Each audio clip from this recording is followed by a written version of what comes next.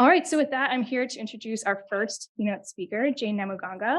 So Jane is a medical doctor and public health specialist. She currently works as a project coordinator on the Program for Resistance, Immunology, Surveillance, and Modeling of Malaria in Uganda, or the PRISM study. And she also represents the East African ICMR, our International Center of Excellence in Malaria Research. She has experience working in implementation research, public health programming, data utilization to inform national policy and decision-making. She has extensive experience in working in government health programs, evaluation of the effects of malaria control interventions, health system strengthening interventions, and working with different stakeholders, public, private, and NGOs to ensure a successful program implementation. So I had the privilege of getting to know Jane a little better yesterday, and I learned that while she was in medical school, she not only had to take all of her first-year courses, go through all the trials and tribulations of medical school, but she also did it while learning a new language, which is pretty incredible. So with that, I'll bring Jane up.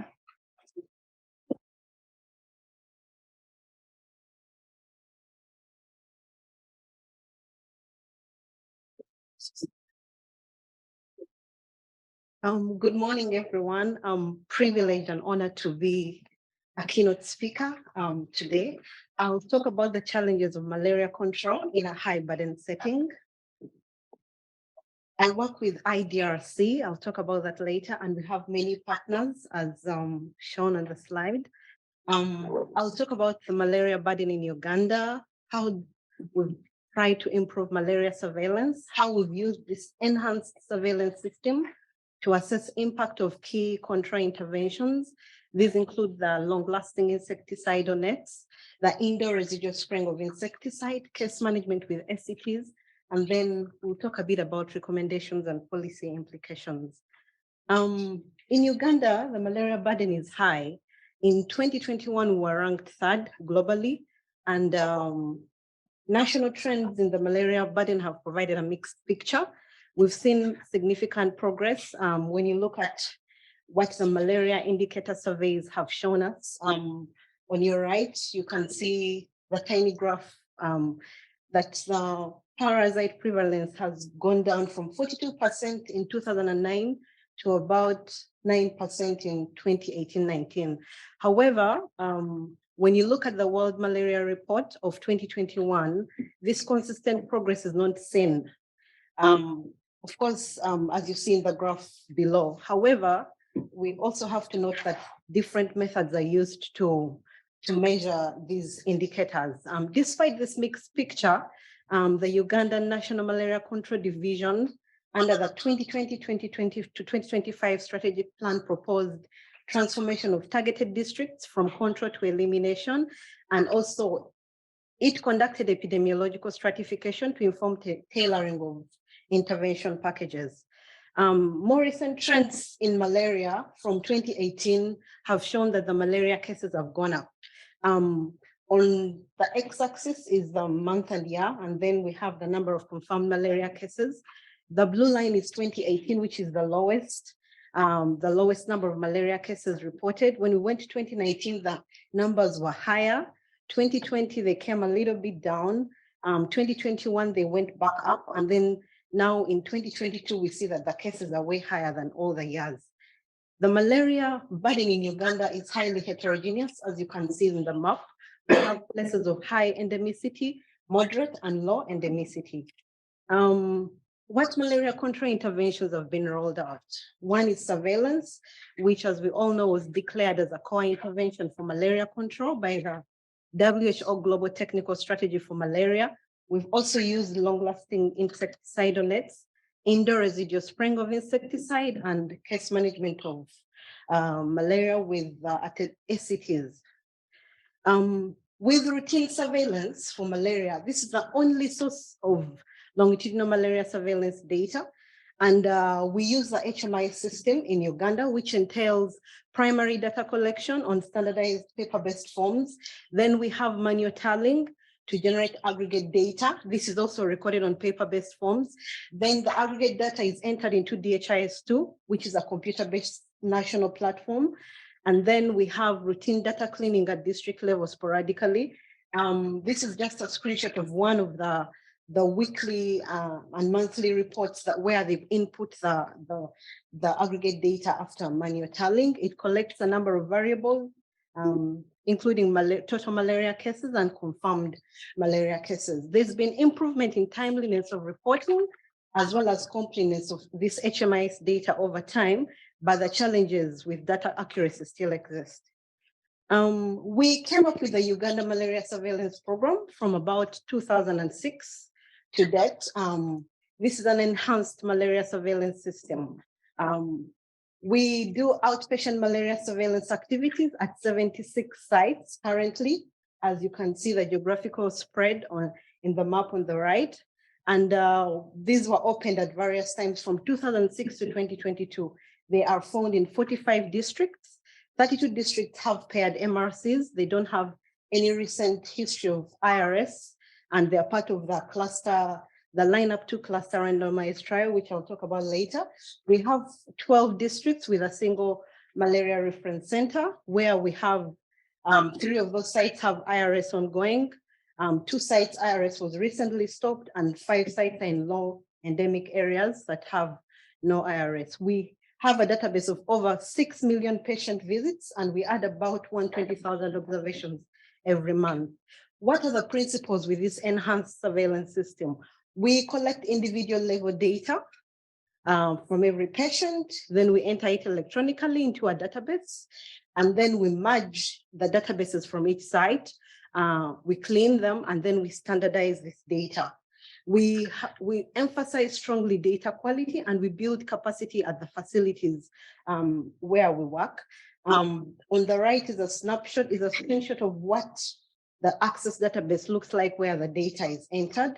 The advantage of this system over the routine aggregate data is that it allows us to greater flexibility with analysis. There is also higher quality data, which allows better assessment of trends, and we can evaluate a wider range of malaria metrics. How have we succeeded as UMSP? We've had improvements in malaria case management over time. Testing rates have improved from around 50% when we started in 2006 to 100%. On your right, we have a graph that shows that. The blue trend is the one for testing rates, which shows the proportion of patients with suspect malaria that underwent laboratory testing. We've also eliminated anti-malaria prescription to patients with a negative malaria test result, or in simple terms, clinic treatment for clinical malaria. This was about over 40% when we started out, which is the red trend line, but this is currently near 0. We also work with the Division of Health Information in Uganda to promote data use for decision-making at facilities through automation of weekly and monthly reports, also allowing stratification of malaria cases up to village level, and linkage of this data to DHIS2. What are the limitations of routine health facility-based surveillance metrics? One, as I said previously, DHIS2 relies on aggregate data that only allows a few age strata. But also routine measures of malaria burden are test positivity rate and total cases of malaria. Test positivity rate is a proportion of those tested for malaria that test positive. And it's a simple proportion. It's difficult to translate into a quantifiable public health measure. Why? It's biased by changes in non-malarial febrile illness incidence. And when you have an area with high transmission, for malaria, any large changes in malaria burden will be associated with small changes in TPR, and the reverse will be true in low transmission settings, where small changes in the malaria burden will be associated with large changes in TPR. For total cases of malaria, it's highly dependent on the health-seeking behavior and the catchment area of the health facility. It doesn't have a clear denominator, so you can't easily translate it into incidence measures or use it to compare between sites. The gold standard, as we may all know, is malaria incidence for measuring malaria burden. We have come up with a system of estimating malaria incidence using our UMSP routine surveillance data. We systematically collect information on village of residence from all patients, and this allows us to estimate incidence from defined populations The first step we did was identify the target area. It's usually comprised of a few villages. When you look at the map, that little demarcated area with a black bold line is the target area for the facility, which is the tiny red dot. And it's usually comprised of a few villages, sometimes one, sometimes up to 5. Then we conduct enumeration surveys there, and we estimate malaria incidence, which is defined as the number of cases of malaria diagnosed at the MRC among patients residing in the target area per unit time over the population of the target area. How have we used this system to assess the impact of key malaria control interventions? One, I'll talk about the lions in Uganda. They are the cornerstone of malaria control there. We've had 3 universal campaigns. 2014, we had the first one with standard nets. The 2017 was the second one with standard pyrethroid nets, but we had also a cluster randomized trial embedded within the PBO or lineup 1 study, for those that may have come across it. In 2020, 2021, we had a third campaign where standard nets were still given out, and we had PBO and Royal Guard nets as well. This, we embedded here a cluster randomized trial, which is lineup 2. I'll talk about this. Coverage has greatly increased, and as you see on the right, from about proportion of household population that have had access to an ITN has increased from around 32% in 2009 to 72% in 2019. And also those that slept under a net improved from 26% to 59%. However, we have to note that this is just measured at a point in time and may not depict exactly what happens all year round. We've also noted widespread pyrethroid resistance, which has threatened the effectiveness of these standard nets. So this spelled the need to evaluate the effectiveness of newer generation nets with dual active ingredients. We have the lineup 2 study currently ongoing at these malaria reference centers. It's a cluster randomized trial that we embedded into the 2020-2021 campaign.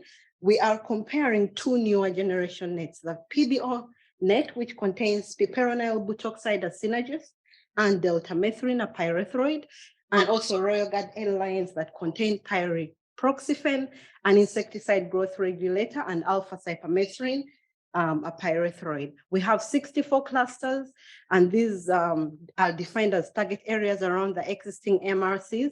And we conducted the randomization. The Ministry of Health was responsible for the distribution. Against Malaria Foundation funded the trial nets. The primary outcome was incidence of malaria within the MRC target areas. And this was a highly cost-effective study design. When you look on the right, it's a summary of the diagram summarizing the study design. We had a district where the entire district had PBO nets distributed. Within, we got 2 sub-counties where we have 2 malaria reference centers. One sub-county was randomized to receive PBO nets, just like the rest of the district, while the other one was randomized to receive Royal Guard nets. And then within that, we have the star. The tiny star is the facility, and then we have the target area, which is comprised of 3 to 5 villages where we are measuring the malaria incidence. What have the results looked like for the lineup 2 trial? When you look at the temporal changes over calendar time by early lion arm, on the x-axis is a month and year of visits. Then we have malaria incidence on the y-axis.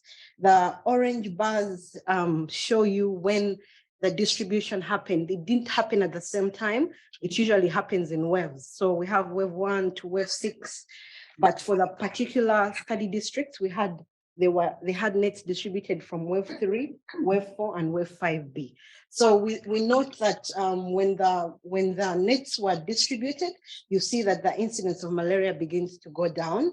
And the blue line represents PBO early lions, incidence in sites randomized to receive PBO early lions, and the red represents incidence in sites that were randomized to receive Royal Guard early lions. You'll notice that there was generally no difference in the arms. At baseline, we had about 676 cumulative incidents at PBO, while the Royal Guard arm had 674 as malaria incidents. So there was no difference However, post-intervention, both arms had a decline in incidence, but there was no difference. There was no difference between the two arms. You also notice that approximately a year after the nets have gone out, the malaria incidence began to go up. We also went ahead to do an interrupted time series analysis to look at what exactly happened.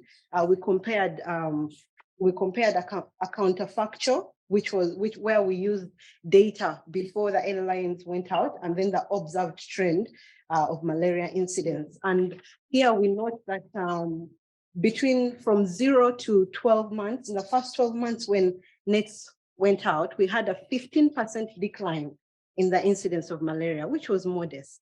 And then from about months 13 to 22, we have a 14% increase. So you notice that the decline in the malaria burden did not go beyond 1 year. What are the challenges with use of these nets for malaria control? Effectiveness is threatened by change in vector biting behavior and host behavior, also resistance of mosquito vectors to the insecticides on the nets. Also, net survivorship is low and attrition is high. Coverage is measured at single time points, as I said, only through prevalence surveys. So it may not necessarily depict all year-round coverage. And then their impact on malaria burden is modest. From our study, we only saw a 15% reduction. And then also the impact doesn't last long. We know that usually net campaigns, it's recommended that they are held every 3 years, but we noticed that the impact only lasted about 12 months. So the effect of the nets doesn't go as up to the 3 years as expected. So there may be need for more frequent distribution.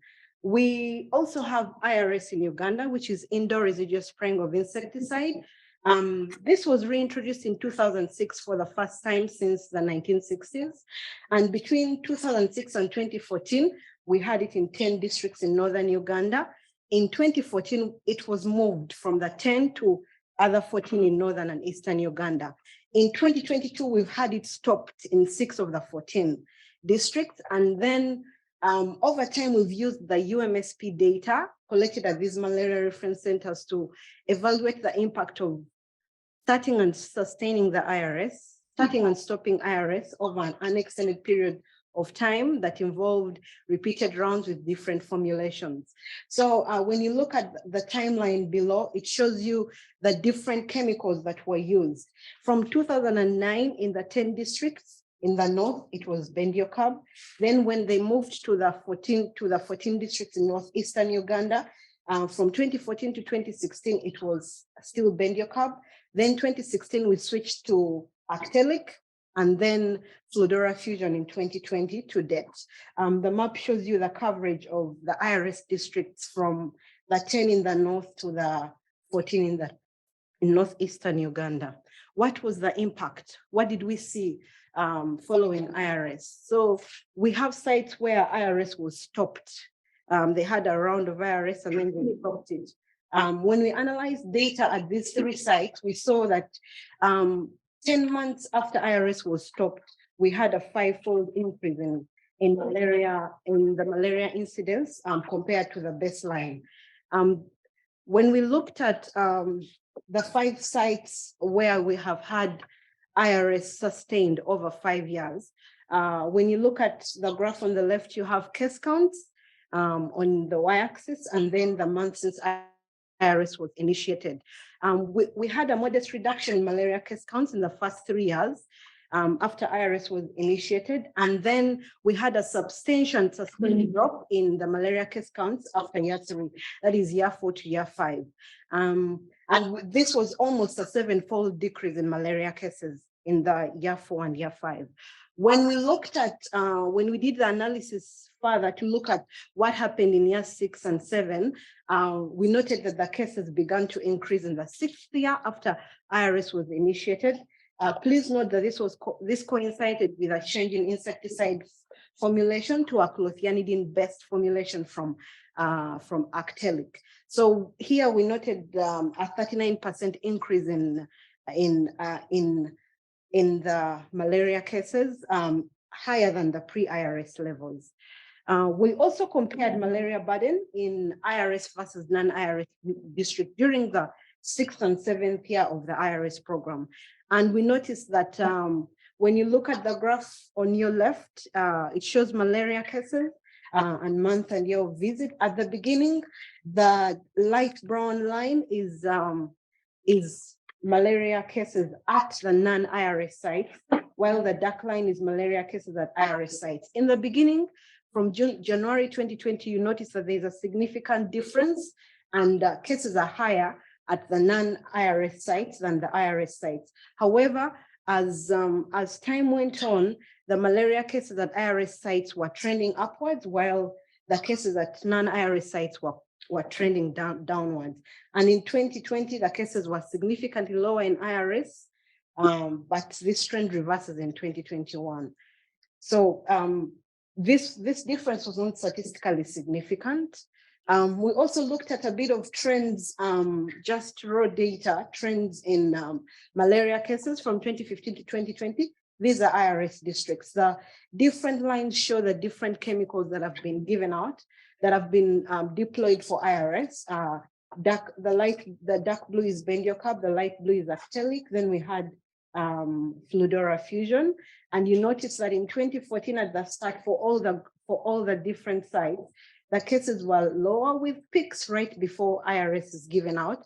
And then when actelic was given out, the cases seemed to remain down. However, from 2019, we've had the cases going up and they have continued to go up despite IRS with fluorofusion. Most recent data from a single Eastern MRC shows you, when you look at cases and incidents, you notice that when we had actelic, we had the cases and incidents down. However, we would see about 20 cases of malaria per month. Currently, the cases have gone up to 800 cases of malaria per month at this site, despite continued IRS. And we see that this coincided with IRS with chlorothianidine-based insecticide. We've had insecticide susceptibility across districts in Uganda in 2020, and you can all see the red line. The y-axis is 24-hour mortality, and then we have the districts, and then the different colors show the different chemicals that were used. Anything that is below 90% shows you that that insecticide, there was resistance, and anything above 95% shows that insecticide is susceptible. So we noticed that when you look at the graph, actelic is which is pyrimiphos methyl, the green is the one that seems to be susceptible across the different districts in the country. When you look at permethrin and deltamethrin, these are both pyrethroids. You'll notice that there's significant resistance to these two. However, when PBO was added to permethrin and deltamethrin, you see a slight increase in susceptibility to these two insecticides. Bendiocab is not very susceptible. We have resistance in some areas to bendiocab. What are the benefits of IRS? It's a powerful tool for malaria control. It reduces and interrupts malaria transmission by reducing vector density, and it offers community protection against malaria when at least 80% coverage of the target population is attained. However, the effect may be sustained beyond the half-life of the insecticide. What are the pitfalls when we use IRS? We cannot spray large areas. Mass spraying is not effective. Target spraying is feasible. As you notice in Uganda, we have had spraying, the IRS program moved from certain districts to others. So as such, the gains are not easily sustained. We need to always switch IRS target areas. The cost of the IRS is also high. Then when it comes to exit strategies, what do you do when you pull out, when you decide that I can no longer do IRS in this area and I'm moving to another, or I need another intervention? Sometimes we have constraints with regard to cost. in implementation of IRS exit strategies. And these are also currently scanty in Uganda. There's a threat of insecticide resistance. We've noted in our work that switching to a newer insecticide may not necessarily be beneficial. And also there may be changes in vector behavior that could affect this. We also rely on donor funding heavily, which is not sustainable. And as such, when the donors say they are pulling out, they can no longer fund IRS, then you have issues in those particular areas. We've also noted emerging artemisinin resistance. From 2016 to 2021, we've noted that there's an increase in artemisinin resistance mutations over the years in northern Uganda. And despite this, we are still using SCTs for malaria treatment. In summary, high quality malaria surveillance is critical for continuously monitoring disease burden and the impact of control interventions. And like many other countries, Uganda has been highly successful in scaling up these interventions with reduction in malaria burden. However, also like many countries in sub-Saharan Africa, we have seen a recent reversal in gains and marked resurgence in some areas, mainly in IRS districts. We came up with some plausible explanations for the recent resurgence. Maybe the effectiveness of IRS is declining in general. Could it be that there are issues with clothianidin-based formulations? We were seeing better impact with actelic. Could we be having resistance to this, or is there a limited duration of protection in field settings? We also wondered whether there were issues with implementation in recent rounds. We know that this happened during the COVID-19 pandemic. So we're wondering whether there were issues with deployment, although the coverage numbers show that coverage was still high and there were no gaps in the campaign. We also wondered whether there were changes in mosquito biting habits. Our current work, we do not have funding for entomology studies, so there is a gap there. So we could not answer the question whether there's been changes in mosquito biting habits, whether there's increased biting outdoors or biting early in the evening, or changes in the vector species. We have widespread pyrethroid resistance, but there may also be possible loss of the synergistic effect of dual interventions. We had conventional nets given out at IRS sites, so they may not have prevented the resurgence. What are the potential policy implications and the way forward? I think additional surveillance and research is key. We need to initiate more insecticide bioefficacy studies, entomological studies. We need to better understand the changes in species composition and behavior. There's need to strengthen malaria case management.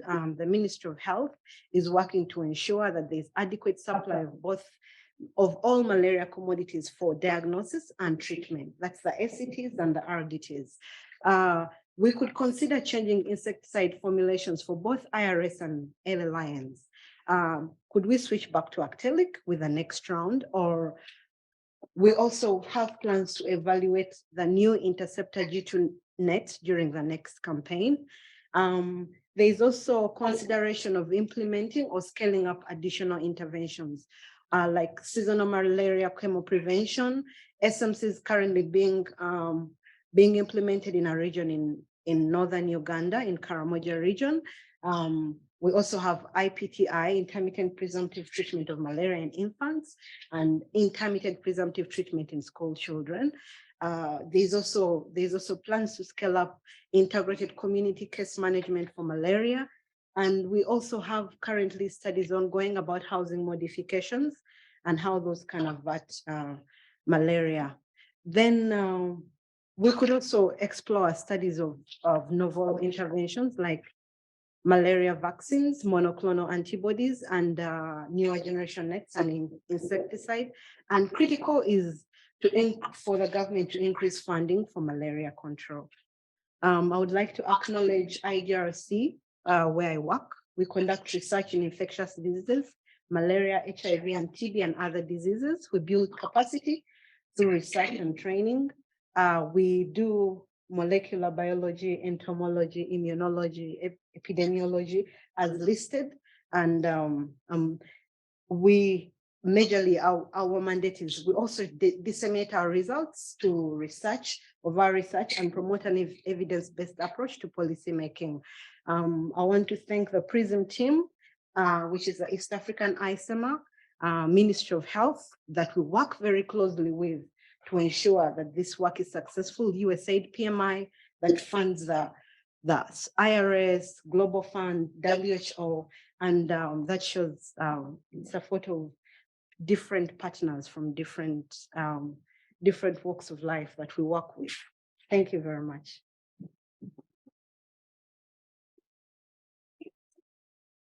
Thanks, Jane. That was wonderful. So we'd be happy to take questions from the audience here or anyone that is on Zoom. I can go ahead and get us started. I have a question for you about the clothianidin insecticide. So it seems like that clothianidin insecticide is not working quite as well as the Italic, but the insecticide resistance profiles indicated that it's still susceptible. Do you have any hypotheses as to why it might not be working as well? So yeah, as you've said, it's just hypothesis. We wonder whether it's the clothianidin irritates the mosquitoes, so they don't rest on the walls. They end up, resting elsewhere, because when they've done studies, they've shown that actually it's still on the walls 10 months after spraying. So really, we just have hypothesis, as you said. Yeah. But there's also a worry about whether the mosquitoes themselves have changed from biting indoors to biting outdoors. That is also something that is being studied. We don't have conclusive results about it. Yeah. It was a wonderful talk. Our iceberg, Southern Africa, Central Africa iceberg, is found in some places in Zimbabwe.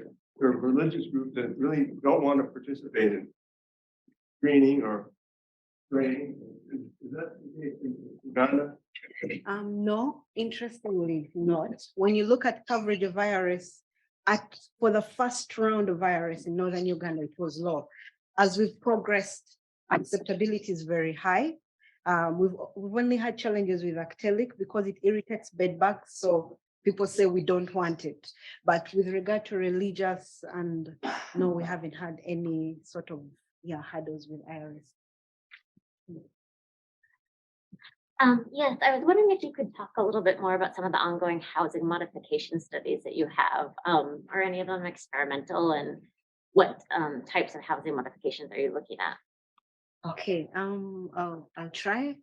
We are using IF tubes, and I don't have all the information about the housing modification, but we are using IF tubes and other things to screen the houses and see whether that reduces malaria.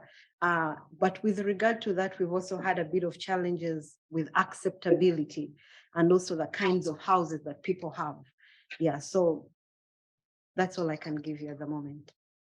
Maybe a Zoom question. Yeah, the issue of addressing lack of research in asymptomatic population and lack of policy in this regard is a roadblock to malaria elimination, especially in Africa. Are there any policies, either global or national? I beg your pardon? It's the issue of addressing lack of research in asymptomatic population and lack of policy is a roadblock for malaria elimination. Are there any global or national policies? No, we don't have any national policies with regard to addressing the asymptomatic population. There's been talk about MDA, but it's not been very popular with the policymakers. Use of MDA for control, but it's not been very popular for several reasons. We have more language. I was just wondering, so for your UMSP data, you're able to capture such a diverse set of different epidemiological conditions and different interventions that are being done.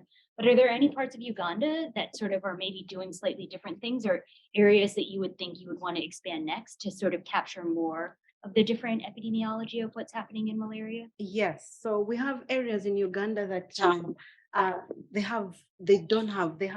are low or moderate endemic areas, and some of them have integrated community case management for malaria.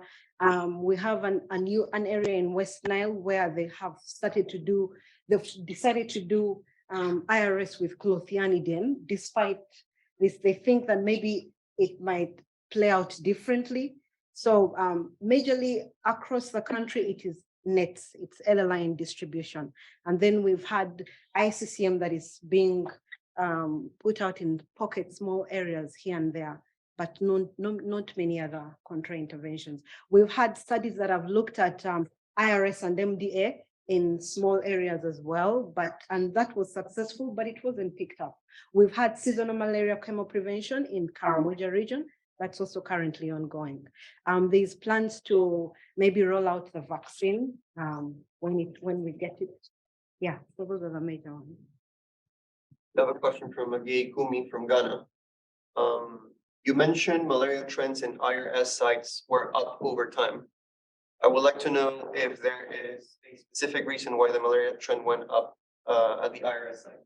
Okay, so we thought, one, that the clothianidin didn't work as well as the previous chemicals that were being used, but also we hypothesized that when they were pulling out the IRS sites got conventional nets which contain pyrethroid. The other sites that we were comparing them to got newer generation nets. So maybe that could have also contributed to those sites having their malaria cases going up. But third, when you have an intervention like IRS in an area, you kind of disturb the equilibrium of malaria and mosquitoes. So if you stop or you give IRS with an insecticide that is not as effective, then you have the mosquito population going up. So we think that the clothianidin was not as effective as Actelic, and it caused the malaria burden to go up in those areas, way higher than it was before. And then at non-IRS sites, you had newer generation nets, but also the equilibrium was not disturbed that much. So that's why you're seeing that. I have a question myself that I think is also, a few questions came in the chat around this. And it's a question both about diagnostics and the accuracy of these surveillance systems that rely on certain diagnostics. So a few people commented around how you handle and try and eliminate clinical diagnosis of malaria. And a few people are also asking about what methods of diagnostics are being used in this setting. And then I think someone also commented, how do you evaluate both, given the kind of diagnostics that are being used and just the system of surveillance, how do you evaluate how accurate these case counts are in this surveillance system? Yeah, so we have a number of levels of validation. Maybe I'll start with the diagnostics we use. We use RDTs and microscopy.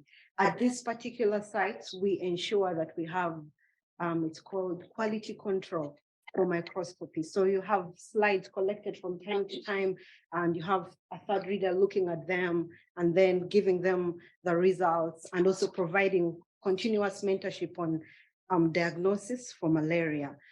For the other data, how do we ensure accuracy? One is the first stage is when we have the electronic database, we have some checks we put in there to ensure that certain data doesn't come in. And then we also do data validation and verification. Initially, we would do just say we would validate maybe about 10 to 20 entries per month, but we realized that was too small. So we came up with a system where we validate every entry. On a monthly basis, we have people we call the regional surveillance assistants. They're in charge of 8 to 10 sites. So they go out to the site, they look at the registers. Completeness is no longer an issue, but we can still see that, oh, here the village is missing. And so they look at the register, then they verify what is in the primary source document versus what is in our electronic database. So they're able to tell that here, the register says malaria was negative, but you put in positive. So they do that within a month of the data entry. So that allows us to ensure that the data is cleaned, and whatever when we do analysis, the data is of high quality. We do that for key variables like malaria test done, age and village of residence, but we also correlate with a few others, like whether or not a patient was positive for malaria or not. So we look at the register, that primary source document. It's a paper, it's a book. So it's always available at the facility. So that's what we do. I think that is it. That is it. Thank you. Yeah, another question. You briefly mentioned the possibility of using malaria vaccines. Are there concrete plans for the use of the recently WHO approved RTSS vaccine in Uganda? Yeah, there are plans, but they're still, there's still discussions on how are we going to get them, who is going to fund them, how much shall we get. So it's still, the plans are still in the preliminary stages. Yeah. Well, thank you so much, Jane. That was wonderful.